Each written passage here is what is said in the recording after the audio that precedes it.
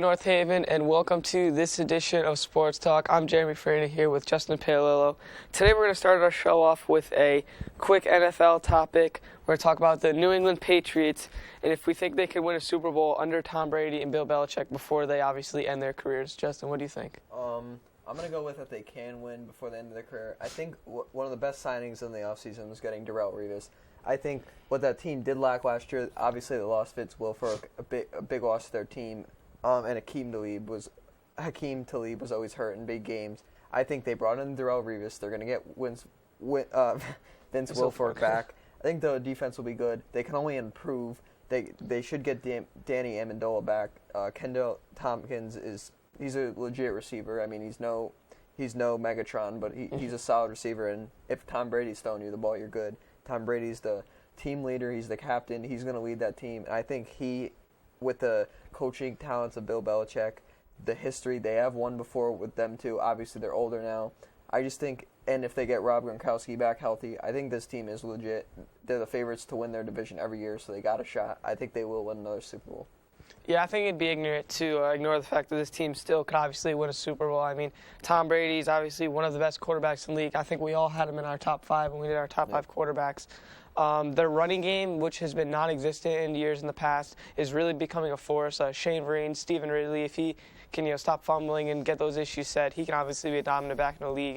They had LeGarrette Blount for last year. Obviously, he's in Pittsburgh now, having some problems there with marijuana or whatever's going on. But they also have Brendan Bolden, who was like their fourth guy. I mean, they had an incredible running game, and I think it can only get better with work in the offseason. And then you look at their wide receivers, I think this is where they're going to have to add if they really want to win another Super Bowl. I mean, you look, there were guys on the market a couple years ago, like Mike Wallace, before he went to Miami. I'm sure would have considered going to New England if they were to have offered him something. Obviously, to have Tom Brady throwing you the ball and the deep threat he is, could have been like a Randy Moss combination that they had in the past. I think that also their defense, a couple years back, also kind of like the running game was non-existent, was one of the worst in the NFL. And then you look back to last year, it's improving. Obviously, the addition of Darrelle Revis, people are wondering if he's going to be the same guy he could. They said that when they were doing the team scrimmages with the Eagles that Jeremy Maclin was burning him on some deep routes. But, I mean, he's still got to get back into the groove of things. I mean, he played with Tampa Bay, but the scheme they were in wasn't really good for him. So I think that he's going to be good for them.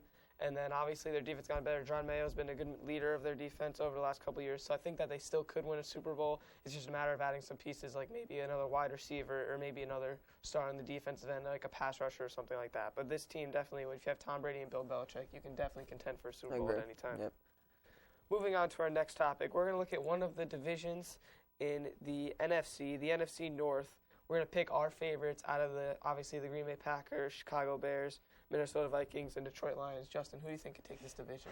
I always say it every year. This division could go either way every year. I think while it may not be the best division in the league, I think it's the most evenly matched between the teams. Just because, like we were talking about earlier, the Vikings are probably, you would say, the weakest team, and if Adrian Peterson goes off, they could put it together. They could possibly win the division. And what I like about divisions like this are the playoffs don't start when the playoffs start. The playoffs start when people are fighting for the playoff spots, which I like a lot. In the end, I really think the Lions will take this division. No offense to the Packers or Bears, I think they had a great offseason. I think out of the Packers or Bears, one of those teams will get a wild card spot and still make the playoffs, but I think the Lions will take it. I think it's their year. Every year they're getting a little better. I think you got Megatron there. He's going to do what he does. Matthew Stafford is only improving. They got that great defensive line. They got the Detroit fans. I just think this team is legit. I think unless they don't have the Ndamukong Suh problems like in the past getting suspended, if they can keep everything together, work out like they are, I think this team's legit, and I think they will take the division.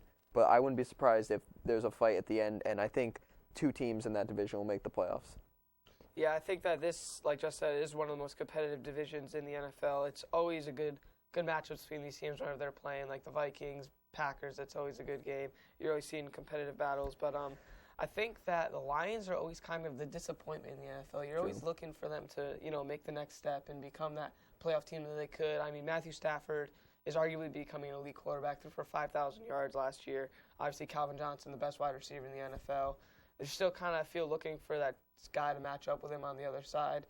But the defense could be very good. Ndamukong, obviously one of the better pass rushers in the league, one of the better defensive linemen.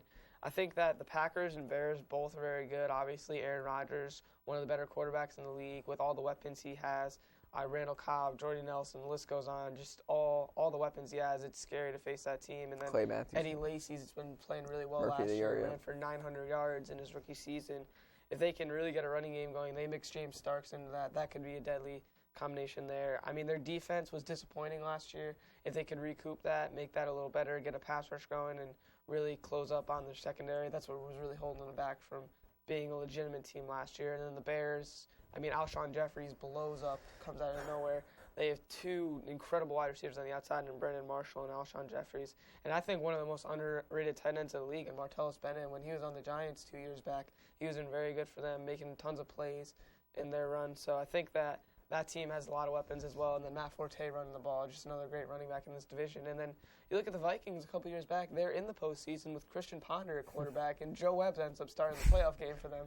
So obviously they can do anything. And they got Adrian Peterson. That Vikings team, yeah, when you have a guy like Adrian Peterson, it's hard to stop him. And then adding all the weapons, a lot of people are expecting a lot from Cordell Patterson, the rookie they drafted 2 years ago. So I think that that team could be good, and obviously Greg Jennings on that. I mean, there's so many weapons in this division between these. I mean, four they did teams. lose Jared Allen, but yeah, Jared Allen obviously is a loss, but going to the Bears, so it's gonna be an interesting division.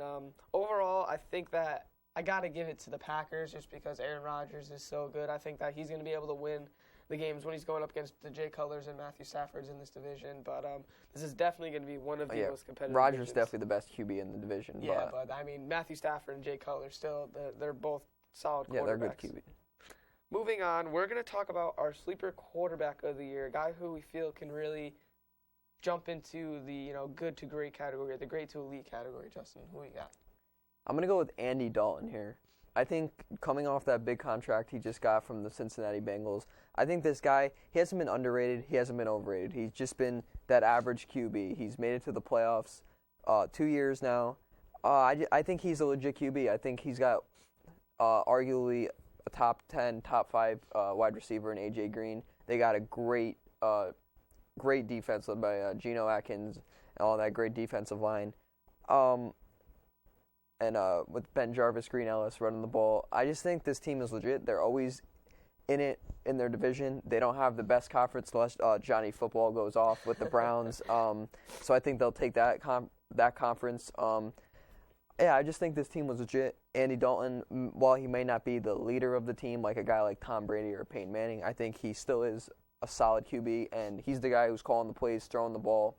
I think he'll get the job done. He's got a great defense, like I said, with the wide, and then he's got a great offensive players with him, with A.J. Green, Ben Jarvis, Green Ellis, pretty good offensive line. So I just think that he will make that next step. Maybe not into elite category with the Rodgers, like our top 5 QBs we listed last time, but I think he could possibly be like maybe the 10th best QB in the league, 9th in that top 10 range.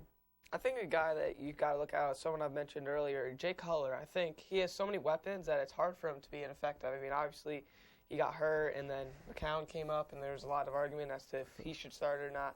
But I think this guy really is legitimate. He has so much velocity on the ball when he throws. He's able to throw in those tight windows. I think that he can really become very effective in their offense. Another guy I'm looking at is maybe Andrew Luck from the Colts. I mean, a lot of people know him as a good quarterback, but they don't really see him as one of the top 5 guys in the league. Maybe this is the year he can make that jump. I mean, all 3 of us had him in our top 5 last time. So. And then you have, like you said, Andy Dalton, another one where they recently threw up a graphic of Andy Dalton and Peyton Manning comparing their first 3 seasons. So similar that it's scary. I mean, touchdowns only a few apart, interceptions only a few apart. He could take that next step. So that's another guy that you could look at. Even Phillip Rivers, a guy that's been established in the league. He's been a good quarterback, but he still hasn't really made that jump. He hasn't been able to really lead a team deep into the playoffs. Maybe this is the year. I mean, they got in as a wild card last year. So maybe if he could, I mean, I don't think he's going to beat out Peyton Manning and the Broncos in that conference, but if he could sneak into a wild card spot and maybe make some noise later on. I mean, he did beat the Broncos at home last year, so he could win on the road, but I think he's another guy to take the next step. And Keenan Allen played really well for them, the rookie, so you look at that, maybe that's a weapon he has. I mean, he's probably going to lose Antonio Gates. This guy hasn't really been effective in the last couple of years, but I think he can really work with what's around him. Too bad there's a lot of quarterbacks that are really in the middle of the mix that could really make good steps here. Exactly. And we do have a call-in, so let's just see what's going on here. What's going on? Hi, my name is Param. I have a question about the NBA. Okay. My question is, how do you think the Kevin Love trade will affect Andrew Wiggins' mentality coming in the near future? Okay, thank you. Justin, what do you think? I think it was a great move for Andrew Wiggins because him playing next to LeBron, he was in a situation where we got to win now. Not that that's bad because, look, he wasn't going to have to do much. Kyrie was there to score, LeBron was there to do it all, and Love was there to rebound. So he wasn't going to have to do much. I think going to a team like the Timberwolves, they got a good point guard in Rubio, so he'll do the ball distributing and pass and handling.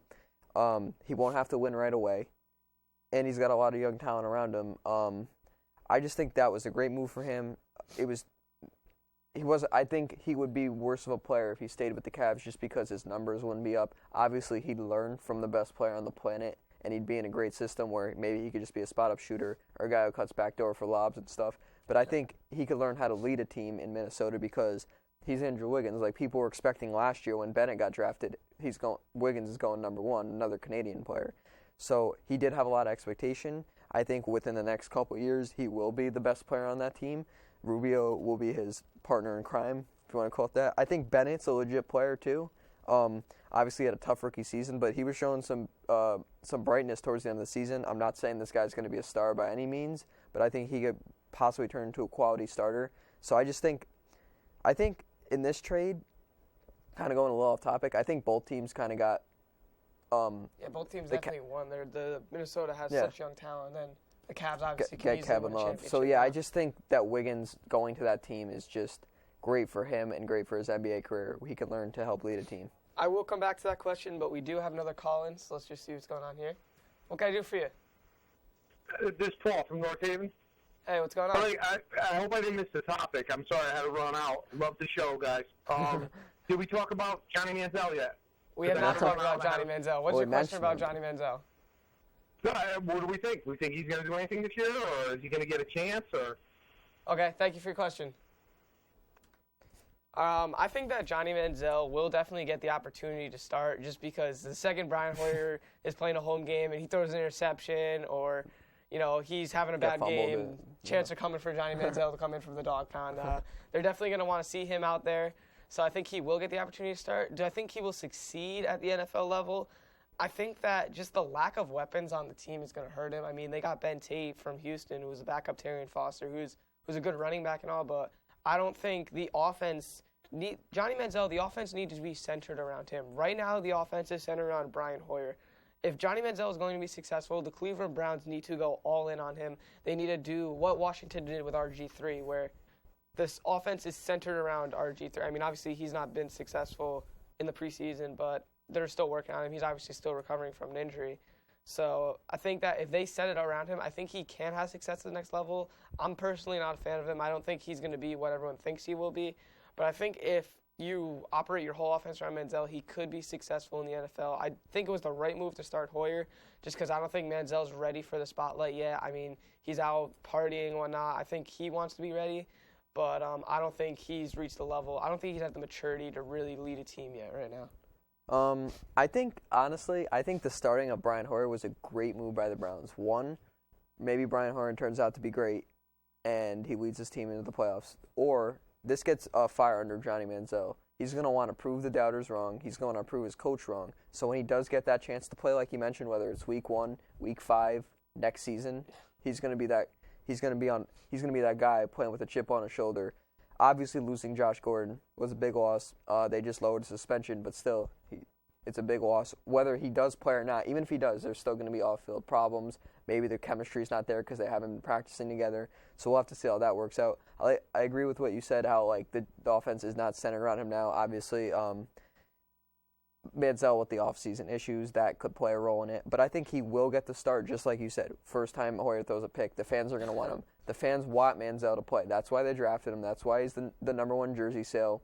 And that's why he's all over social media. This guy needs to start, help that franchise. They just got LeBron in. The city of Cleveland is feeling it right now. Cleveland is jumping right now. And I think you have to start him. Like, obviously, Hoyer's, if this was any other town, and maybe And if it was just Manziel and Hoyer, Manziel didn't have the name he did. He was just the talent he is. It would be Hoyer just because he's more experienced. But it's just Johnny Manziel. Johnny football, he's got to start. And I think that's why he fell in the draft, just because you're not drafting Johnny Manziel for football. You're drafting him for publicity and all this. I mean, it's a good move for a franchise like if Jacksonville was to have drafted him. I think that would have been great. Obviously, they've been struggling with ticket sales. I think that would have been a good move just because you're going to put fans in the seats. Exactly. But, I mean, it's still tough either way. Going back to the Kevin Love trade, I think that for Andrew Wiggins' mentality, I think that this is going to put like a chip on his shoulder. I think he's going to play with a lot of swagger now because he feels disrespected in a way. When the rumors were still about and the trade wasn't finalized, he said he wants to play where he's wanted, saying things like that. Like he wants to lead a franchise. Would he mind being, the Batman Robin? Like, I don't think he would. I mean, he'd possibly win the championship do what he had first 2 to. years. Yeah, he would do what he had to win, but I think he wants to lead his team, and this Minnesota team is going to be very good in years to come. I mean, you have Rubio, Levine they drafted, Andrew Wiggins being added. They're going to get a good pick next year, probably. This team is going to be for real in a couple of years, and I think it's better for him to mature in Cleveland just because there's no pressure on him. I mean, it's much less than it would be in Minnesota. But I think if the Minnesota fans embrace this as a work in progress and they really know that they're not going to win in the first couple of years, I think that he could really be successful. It's just a matter of how he's received by the city, and I think they're going to receive him like that. I don't think they're going to expect him to come in and win a ton of games and be the best he could be. I think they're going to let him evolve with this young team. And this team will be scary in a couple of years if they keep all these guys intact. Exactly. Moving on to another NBA topic. Justin wants to talk about a team he feels will rebound this season, or a zero-to-hero story is what he calls it. What's your team here? Believe it or not, I'm going with the Milwaukee Bucks here. Obviously, if you're going to make fun of an NBA franchise, it's always the Bucks. If you're going to compare your team to a bad team in the NBA, it's going to be the Milwaukee Bucks. But I think drafting Jabari Parker was one of the best moves the Bucks made in the past 10 years. They've had some trouble with high draft picks in the past. Joe Alexander, 8th. I mean, where's he now? Andrew Bogut, obviously, he can't help. He broke his arm. He was having a great season that year. I was so mad he got hurt. And O.J. Mayo was a bust last year, signing him in free agency. Brandon, they're going in a new direction, I think. I love Larry Sanders personally. He's one of my favorite players in the NBA. I just love how he plays defense. He was up for most improved player in last year, so they got him anchoring that defense. What's his name? Ersan Ilyasova. He's there stretching the floor. That's stretch 4. Parker's going to play the 3. He could help rebound, all that. Great all-around player. I think if you want a guy right now who's going to come in and be the best player in that draft, it was Jabari Parker. Maybe Wiggins has the most long-term potential, but Parker is going to come right in and play. Obviously, you could bring O.J. Mayo in. Maybe he'll have a little bit of a comeback season, come off the bench. Brandon Knight's there. And then you got the Greek Freak, some guy who was drafted 15th last year. People figured, this guy will be in the league. He's got a long last name. He's a long kid. It'll be fun to watch him. But he's actually turning into a legit player. Jason Kidd's talking about possibly playing him at the 2. Speaking of Jason Kidd, they bring in Jason Kidd, a guy who's proven in the NBA. Obviously, it didn't work out with the Nets. I think it will work out with the Bucks just because he has control, just like a type of Phil Jackson. And I just think this team's going in the right direction. So I think, and not to mention they're in the weak Eastern Conference, which they made it 2 years ago. Why not this year? So I think they had the best shot. Yeah, I mean, I think there's a lot of teams. The Eastern Conference obviously being so weak. I think the Western Conference is so much fun to watch. You look at teams that didn't make the playoffs. I mean, the Phoenix Suns played incredibly well. They would have been like a 4 seed. They would have been a high seed in the East, and they don't even make the playoffs. I think that's a team you could look out for. I mean, that chase at the end of the season for that 8th spot, the Mavericks were in it. I mean, the Suns, they obviously got it. Almost beat the Spurs, knocked out them. I mean, the West is so competitive. I think that, any of those teams that were on the last group to not making the cut for the playoffs can have a season like this. I mean, I think the Bucks actually could be a legitimate team here, and I should bring it up. Just they have the defensive anchor. I mean, that's always something teams are lacking. I mean, look at Miami for the last 2 years when they were running for their championships. That was always a problem they had. They didn't have the defensive presence they needed to really beat these teams in the Western Conference. And you showed against the Spurs when they played them in the finals. I mean, they were running all over them, playing team basketball. So I think that the Bucks could be a team that has this zero-to-hero season. moving on, we're going to talk about Kevin Durant's free agency in the next year and teams he could possibly go to. Justin, what do you think about this? I would say the front runner as of right now is going to be the Washington Wizards. I think he liked what he saw with LeBron going back to Cleveland.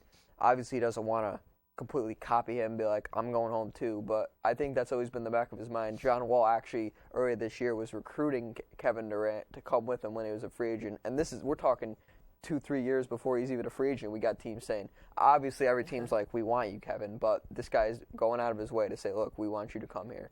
I think him going home would be a great thing for him, the organization, and for the Washington Wizards, just because ever since Gilbert Arenas left, that team has not been the same. Obviously, John Wall's there. But to be honest, I want to see John Wall turn into that next step, like become a player that can rival point guards, say like a Chris Paul, even a Damian Lillard. I think Damian Lillard, I'd take him over John Wall today right now. Kyrie Irving, maybe not, but just got Derrick Rose, Rajon Rondo. I'd rather have them all over John Wall. John Wall wasn't a bad pick by any means, but I just think Kevin Durant needs to go there. When he gets there, I think Bradley Beal is legit. I think he might be I think he'll be the best shooting guard in the league by the time Kevin Durant's a free agent. I'm going as far as say that. We got some shots taken at the Wizards here. We got John Wall, Bradley Beal. I think you're underrating John Wall here a little bit. This guy's so athletic. He's able to get to the lane and he has gotten better. Shots. I'll give him that. I mean, he obviously struggles with shooting and all. Like that's not his forte, but I think that he's a very, very good guard. I mean, he's able to create for his teammates. Bradley Beal's definitely for real. This guy can shoot the lights out of any place. Look what he did in the playoffs. He's got a great shot, so I think that's a good team. I mean, it seems like this team kind of did what Cleveland did, where they built this core group, and the only thing left is the three that's open. I mean, you got John Wall at the 1, Bradley Beal at the 2, you get Nene at the 4, and then they signed Marcin Gortat to a long-term deal to play the 5. And the 3's still open. I mean, Kevin Durant slides right in there, and you have a championship-caliber team. Not to mention they just hired his old high school coach into the organization. Right, so, I mean, I think that's a team. I mean, if you're going to look at other teams, I mean, maybe the Knicks, they'll have all the salary space gone, play along Carmelo Anthony, 2 of the best scorers in the game, arguably the 2 best scorers in the game playing alongside each other.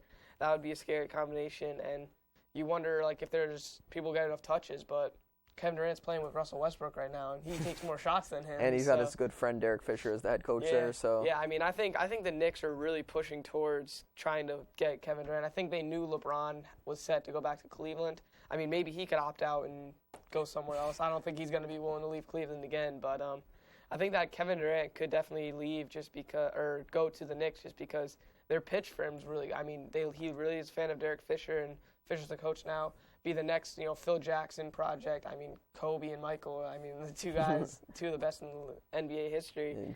I mean, he's been involved in their careers. So I think that those are probably the 2 frontrunners. I mean, I don't call out him staying in OKC and trying to win a championship there, but I think he's been there it's long leaning towards Washington just because of all the moves they've made to leave the 3 open. I mean, obviously hiring his high school head coach. That's another move that could signify something. Another team I wouldn't count out is the Houston Rockets. I mean, he's friends with James Harden. We know that. Dwight Howard's there, that defensive player. He hasn't really had one. I mean, he's got Serge Ibaka, but not a player like Dwight Howard down the paint. That's a team. I mean, that's more of a long shot compared to, like you said, the Knicks.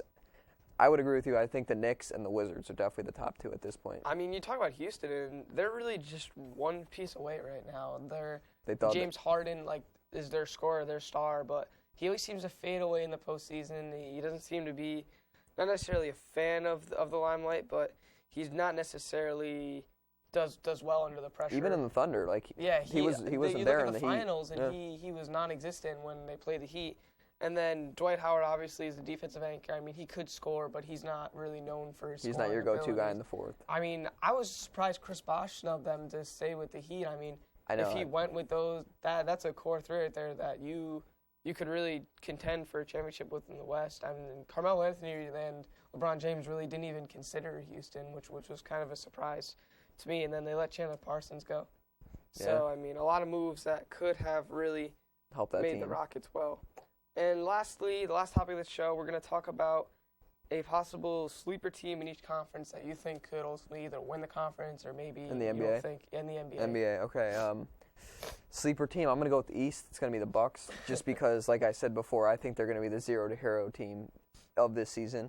For the West, I'm going to go with the Utah Jazz just because I think Dante Exum is a legit player. I've been saying that for a while now, ever since he's been in the draft prospect. I think fourth was a great spot. They stole him.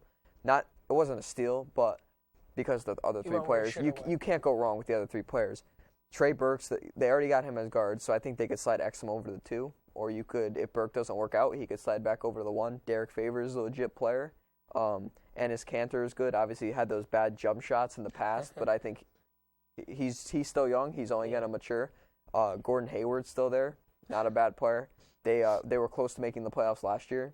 So, like you said, if they were in the East, they would have made it just like the Suns. So I think the Jazz will make that next step into the West and the Bucks in the East. What do you think about the Gordon Hayward almost max contract offer? Do you think he's worth it? No, he's not worth it. You don't think he's worth it? No. What, from the Hornets? From the Hornets, yeah. No. Just because look what they got. They got Lance Stevenson instead. And Gordon Hayward is not a bad player, but he's not worth the max contract. Right. Maybe down the road, but not now. Right. From the Eastern Conference, I'd probably have to go with maybe a team like the Raptors. I mean, they played very well against the Nets. I mean, you don't really consider them a sleeper, but like the Bulls, they've improved much, so maybe they make the step to possibly win the East. There's a lot of teams at the bottom of the Eastern Conference. I mean, like the Hawks maybe can get something going with Al Horford Jefferson, back, yeah. Al Horford, Paul Millsap. I mean, that's a pretty good front court right there. I mean, the East, it's really just a matter of who gets into those final seeds and who the Heat and the Bulls are going to take out in the first round. I see what you're saying with the Raptors, too, because they were always sort of like they got a lucky season. Yeah. So I think they have something to prove. I think they could produce again. I mean, they were able to keep Kyle Lowry. A lot of people thought he would jump ship, head to maybe the Lakers or something like that. Yeah. But they were able to keep him. My on man the roster, JV, so Jonas Valanciunas. Jonas Valanciunas. So I think they could possibly make a thing, make a move. I think the Trailblazers are a team I really like in the West. I think that they have the potential to possibly win the West. I think that they're still kind of like where the Raptors, or I'm not the Raptors, the Rockets are, where they're still middle of the conference, like a piece away. Where if they're able to get one more really good player, they did have some great signings with Chris Kaman and Steve Blake. Yeah, I mean this team could. I mean they were for real for most of the season. They were doing great. Kind of and then fell you off look at maybe yeah. Golden State, another team. I mean the Splash Brothers, Steph Curry, and Klay Thompson. They're always a threat, yeah, to win every game. So I think that any of those teams can be successful in the West, and I'm really looking forward to the season for Me the too. NBA. I think it's going to be a lot LeBron of good with the matchups. Cavs, Spurs trying to repeat. Finals pick, really quick. Finals pick. Bulls. No, Cavs, and I'm gonna go with the Golden State Warriors coming out of nowhere and winning. I'm going with Cavs. I gotta go with those Spurs, man. Spurs. No, I take that good. back. Not Golden State. I'm going with Portland. Oh, he's picking the Trailblazers. All or right, the Clippers will be legit too. Clippers. But I think the Cavs will come out of the East just because of LeBron. Yeah, if it doesn't work out, the Bulls. But well, that's all we have for this edition of Sports Talk. I'm Jeremy Farina. Justin Palillo. See you guys next week. Thank you.